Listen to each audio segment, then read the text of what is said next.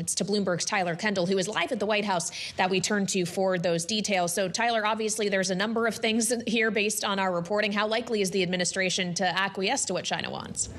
Yeah, hey, Kelly. Well, that really remains to be seen, considering that one of the big points here that we're learning per a person familiar with the Chinese government's thinking is that Beijing would like to see a point person appointed to lead these talks other than President Trump. And we know that this White House has repeatedly said that he would be directly involved. And even the president himself has said that he is waiting for Xi Jinping's call. Still, this is kind of our first insight that we've really seen into potentially what could break what has been weeks of escalation between the two countries. Also importantly, the source familiar telling Bloomberg News that the most important precondition is going to be for Chinese officials to feel that they are treated with respect. It appears that Beijing would like to see President Trump start to disavow when his cabinet members, for example, criticize China, even if President Trump himself says that he has a good relationship with Xi Jinping.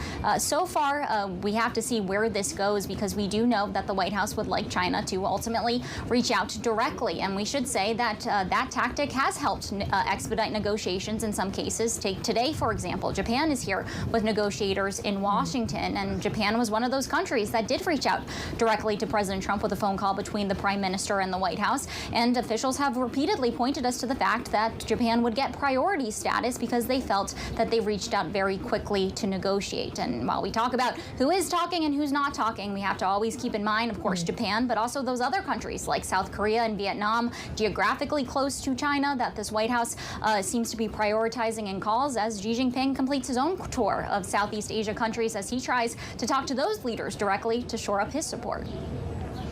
Yeah, and Bloomberg has some fresh reporting out today, Tyler, about how the administration may be asking countries like Japan to be considering putting their own tariffs on China as part of these negotiations. What other asks could the Japanese who are in Washington today face from the administration?